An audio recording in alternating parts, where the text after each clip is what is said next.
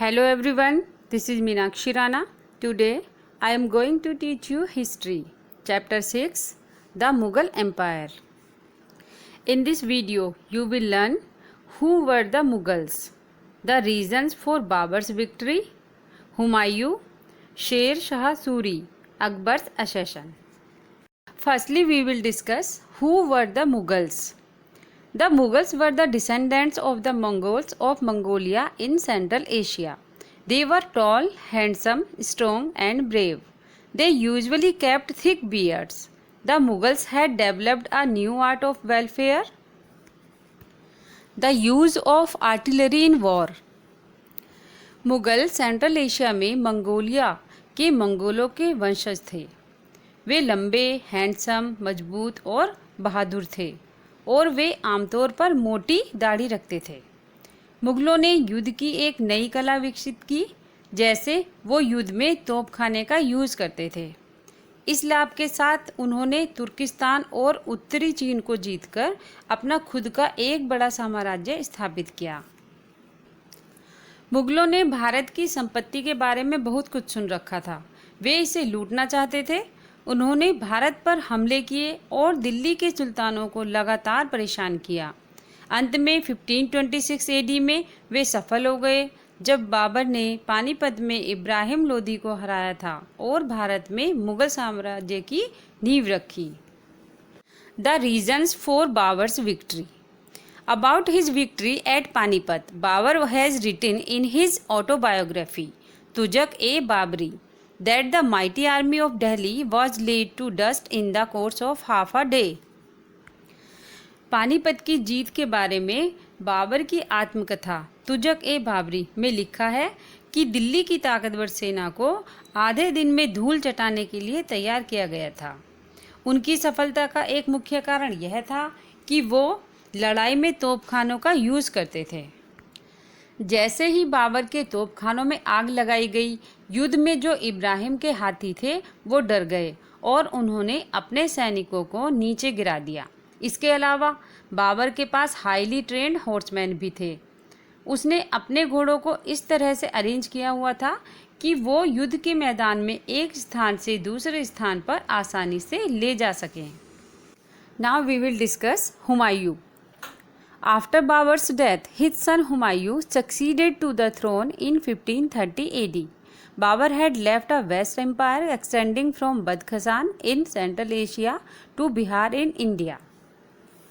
बाबर की मृत्यु के बाद उसका बेटा हुमायूं 1530 AD में सिंहासन पर बैठा। बाबर ने मध्य एशिया के बदखशान से भारत में बिहार तक फैले एक विशाल साम्राज्य को छोड़ दिया था, लेकिन उसके पास अपने साम्राज्य को मजबूत करने का समय नहीं था। अब हुमायूं के पास एक मुश्किल काम था। उनकी कुछ कठिनाइयाँ इस प्रकार हैं। हुमायूं's difficulties. First one is the Afghan and the Rajput kings in India regarded Mughals as foreigners and wanted to drive them out of India. Bharat में अफगान और राजपूत राजा मुगलों को विदेशी मानते थे और उन्हें भारत से भगाना चाहते थे। Next, the West Empire had not yet been consolidated. विशाल साम्राज्य अभी तक मजबूत नहीं हुआ था। Third one is the collection of land revenue had not been systematized, so the financiers of state were poor. Land revenue को व्यवस्थित नहीं किया गया था, इसलिए राज्य के फाइनेंशियल कंडीशन जो थी वो खराब थी। लास्ट वन इज हुमायूं's ambitious brothers proved to be rebellious. Humayun के महत्वाकांक्षी भाई उसके विद्रोही साबित हुए। हुमायूं's wars. Humayun succeeded in conquering the provinces of Gujarat and Malwa, but the real trouble of Humayun's kingdom was given by Farid. Humayun Gujarat और मालवा के प्रांतों को जीतने में सफल रहा, परंतु हुमायूं के साम्राज्य की जो असली परेशानी थी वो था फरीद। उसने 1539 में चौसा में मुगल सेना पर हमला किया और उन्हें हरा दिया। फरीद बंगाल और बिहार का शासक बन गया और उसने शेर शाह की उपाधि धारण की। उसने कन्नौज के युद्ध में हुमायूं को भी हरा दिया। मुगल पूरी तरह से हार गए और शेर शाह दिल्ली और आगरा का स्वामी बन गया। बाबर ने जिस राज्य को प्राप्त किया था वो अब खो गया था। दुखी हुमायूं एक जगह से दूसरी जगह भटकता रहा और अंत में वह सिंध छोड़कर फारस चला गया। The Persian Shah welcomed him and helped him to defeat his brothers, but in the meantime, Sher Shah Suri had died in 1545 AD. फारसी शाह ने उसका स्वागत किया और अपने भाइयों को हटाने में उसकी मदद की, लेकिन इसी बीच 1545 एडी में शेर शाह सूरी की डेथ हो गई। अब दिल्ली के सिंहासन के उत्तराधिकारी के लिए भ्रम और गृहयुद्ध की स्थिति थी। हुमायूं ने इस अवसर का लाभ उठाया। नवंबर 1554 एडी में उसने भारत की ओर प्रस्थान किया और फरवरी 1555 एडी में लाहौर पर कब्जा कर लिया। हुमायूं ने पंजाब के विद्रोही राज्यपाल सिकंदर सूरी को हराकर दिल्ली और आगरा पर कब्जा कर लिया। इस प्रकार 15 ईयर्स आफ्टर हुमायूं अपने राज्य को फिर से हासिल करने में सफल रहा। Next para, Humayun could not live long after this success. Only 7 months later, he died on 24 January 1556 due to an accidental fall from the stairs of his library in Delhi. Humayun इस सफलता के बाद लंबे समय तक जीवित नहीं रह सके। केवल 7 मंथ्स के बाद 24 जनवरी 1556 को दिल्ली में उनकी लाइब्रेरी की सीढ़ियों से गिरने के कारण डेथ हो गई थी। Now we will discuss Sher Shah Suri. Sher Shah was the son of a noble, a Jagirdar of Jaunpur in Bihar. His real name was Farid. Sher Shah Bihar में जौनपुर के जागीरदार का पुत्र था। उसका रियल नेम था फरीद। फरीद एक महत्वाकांक्षी जनरल था। उसका एम था कि मुगलों को भारत से बाहर निकाला जाए और अफगान पावर को फिर से स्थापित किया जाए। उसने हुमायूं को 2 बार हराया, एक बार 1539 एडी में चौसा में और दूसरी बार 1540 एडी में कन्नौज में। फिर उसने दिल्ली पर कब्जा कर लिया और शेर शाह सूरी की उपाधि ली। उसने कुतुबों को पढ़ने का आदेश दिया। उसके नाम पर सिक्के बनाए जाने लगे। 1545 एडी में कालिंजर की घेराबंदी के दौरान एक बहादुर योद्धा और सफल जनरल शेर शाह की बारूद के अचानक विस्फोट होने से डेथ हो गई थी। उन्हें बिहार के सासाराम में एक ब्यूटीफुल टॉम में दफनाया गया था। Sher Shah administration. Sher Shah was a brilliant administrator. He introduced many reforms and innovations in the administration of the country. Some of these are mentioned below. Sher Shah एक शानदार प्रशासक था।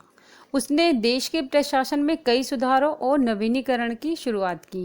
इनमें से कुछ ये हैं। First is he paid to his army both soldiers and officers salaries in cash regularly. वह अपनी सेना में जो सैनिक और अधिकारी होते थे उन्हें कैश में सैलरी दिया करता था। सेकेंड इज लोगों के सामान्य कल्याण के लिए शेर शाह ने कई सड़कें बनवाई। कोलकाता से पेशावर तक जीटी रोड शेर शाह सूरी ने ही बनवाई थी। इन सड़कों को छायादार पेड़ों और रेस्ट हाउसेज से जोड़ा गया था। थर्ड पॉइंट इज उसने सोने चांदी और तांबे के सिक्के भी पेश किए जिन्हें टंका या रुपया के नाम से जाना जाता था।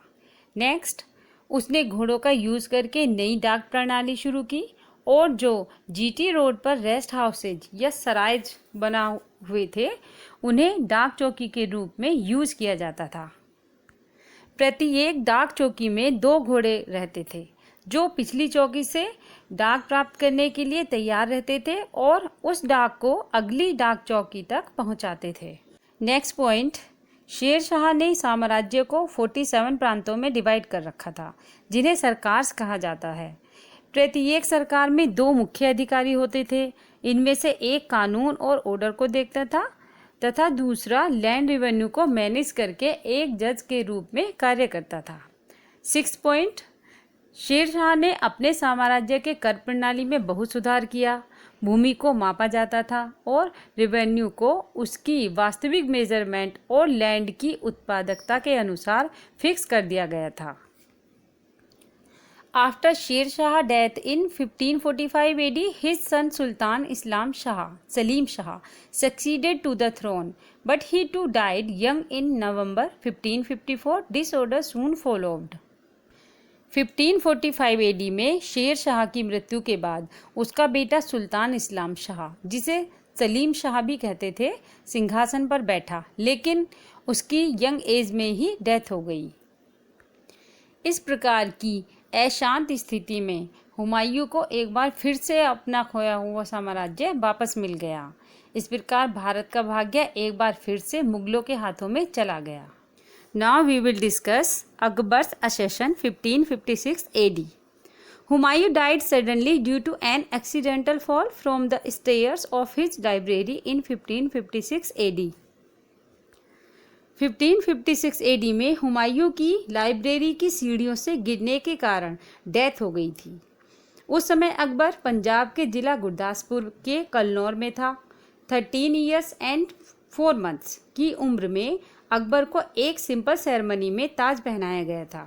बैरम खान जो था वो राजकुमार का ट्यूटर था और गार्जियन भी था और अकबर का राज्य संरक्षक भी था। Expansion of the empire by Akbar. In 1556, Akbar's guardian Bairam Khan defeated Hemu in the second battle of Panipat.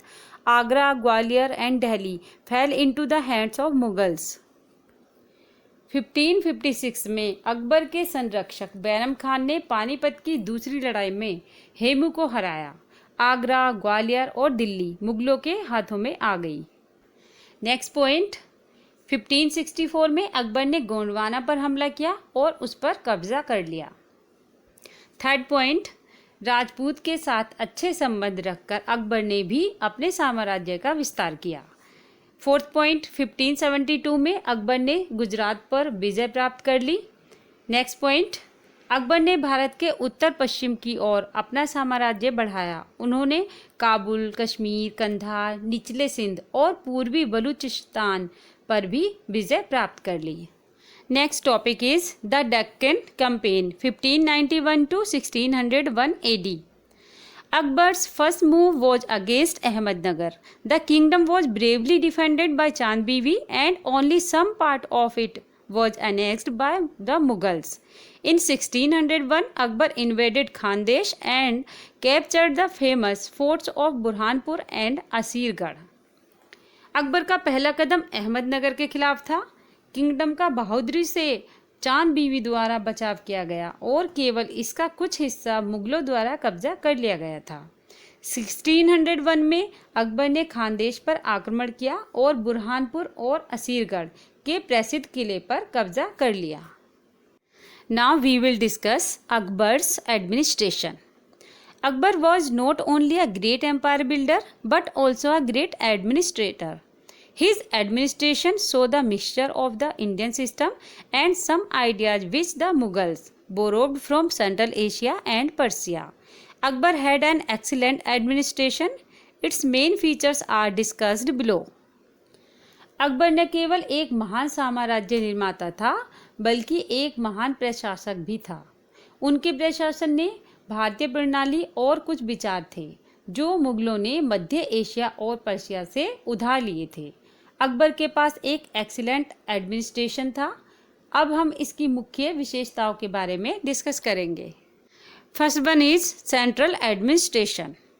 All the powers of the empire were centralised and headed by the king. साम्राज्य की सभी शक्तियां राजा द्वारा केंद्रीकृत और नेतृत्व की जाती थी। राजा की हेल्प करने के लिए उसके पास मंत्री परिषद होते थे। पंचायत सिस्टम को विधिवत मान्यता प्राप्त होती थी और यह गांव के मामले की देखभाल करती थी।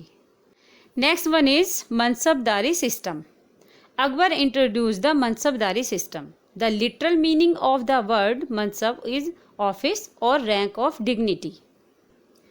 अकबर ने मनसबदारी सिस्टम की शुरुआत की। मनसब शब्द का शाब्दिक अर्थ है कार्यालय या गरिमा का पद। इस सिस्टम में प्रत्येक अधिकारी या महान व्यक्ति को मनसबदार कहा जाता था। उन्हें एक मनसब या एक रैंक दिया गया था। मुगल मनसबदारों को ज़्यादा वेतन दिया जाता था। उन्हें सुंदर जागीर दी गई थी जो उनके निजी खर्च के लिए होती थी, जिनमें वे हाथियों, घोड़ों, ऊँटों और गाड़ियों को मेंटेन रखते थे। मनसबदार का पद वंशानुगत नहीं होता था। अधिकारी अपने जीवन काल के दौरान ही इस पद पर रहते थे। Next, army. Apart from this, Akbar maintained a regular standing army of his on which was directly under his control. इसके अलावा अकबर ने अपनी खुद की एक नियमित आर्मी को मेंटेन किया हुआ था जो डायरेक्टली उसके कंट्रोल में थी। यह उसके द्वारा भर्ती की गई एक अत्यधिक विश्वसनीय सेना थी। सम्राट के पास अच्छी तरह से प्रशिक्षित तोपखाने और हाथी भी होते थे। मुगल सेना के पास घुड़सवार सेना भी होती थी और जो सैनिक होते थे वो मनसबदारों द्वारा प्रदान किए जाते थे। हालांकि अकबर के अधीन नौसेना बल प्रारंभिक अवस्था में रहा। Next point is the officials. The emperor ruled with the help of officials headed by the emperor himself. The Wazir and the Mir Bakshi were the two most important officials. The Wazir was the head of the revenue system. The Mir Bakshi was the paymaster of the army. सम्राट ने अधिकारियों की सहायता से शासन किया जिसकी अध्यक्षता स्वयं सम्राट ने की। वजीर और मीर बख्शी ये दोनों मुख्य अधिकारी हुआ करते थे। वजीर रेवेन्यू सिस्टम का हेड होता था और मीर बख्शी सेना का कैशियर होता था। वह सेना संगठन की देखभाल करता था। सम्राट अपने वरिष्ठ अधिकारियों के साथ दीवाने खास में मीटिंग्स करते थे। वह अपने लोगों से आसानी से मिल जाते थे। वह दीवाने आम में लोगों से मिलते थे जो उनके पैलेस में बना हुआ था जहां वह उनकी प्रार्थना सुनते थे। Now we will discuss the provincial administration. The whole empire was divided into 15 subas or provinces. The suba was further divided into a number of sarkars and each of these was further divided into a number of parganas. A group of villages made one pargana. पूरे साम्राज्य को 15 सुबास या प्रांतों में divide किया गया था। सुबा को कई सरकार्स में डिवाइड किया गया था और इनमें से प्रत्येक को कई परगनों में डिवाइड किया गया था। ग्रामीणों के एक समूह ने एक परगना बनाया। Look at the next para. The pattern of administration at the capital was applied to the subas also. The governor of the province, the subedar, was the most important person in the province. The kotwal was in charge of the town administration. राजधानी में प्रशासन का pattern सुबास के लिए लागू किया गया था। प्रांत का गवर्नर सूबेदार सूबे का सबसे महत्वपूर्ण व्यक्ति था। कोतवाल नगर प्रशासन का इंचार्ज होता था। कोतवाल की यह ड्यूटी होती थी कि वह कानून और व्यवस्था बनाए रखने के लिए व्यापारियों द्वारा यूज किए जाने वाले वेट्स और मेजरमेंट का निरीक्षण करें और एक रजिस्टर मेंटेन करें जिसमें जो फॉरेनर्स घूमने आते हैं और कस्बों और पड़ोस में रहने वाले सभी व्यक्तियों के बारे में लिखें। Now we will discuss about comparative study of Akbar's administration and administration of India. Akbar के प्रशासन और भारत में प्रशासन का तुलनात्मक अध्ययन। अकबर ने अपनी एम्पायर को 15 सूबास में डिवाइड कर रखा था और इंडियाज एडमिनिस्ट्रेशन में देखें तो 28 स्टेट्स हैं और 8 यूनियन टेरिटरीज हैं। इस बुक में 9 लिखी हुई हैं जो गलत है क्योंकि 9 यूनियन टेरिटरीज पहले हुआ करती थी बट अब 8 हैं क्योंकि दादर एंड नागर हवेली और दमन एंड दीव इन दोनों को मिलाकर एक कर दिया गया है। अकबर के साम्राज्य में प्रांतों को सरकार्स में डिवाइड किया जाता था और अब स्टेट्स को डिस्ट्रिक्ट में डिवाइड किया जाता है। सरकार्स में परगनाज होते थे और डिस्ट्रिक्ट में जिला परिषद होती हैं।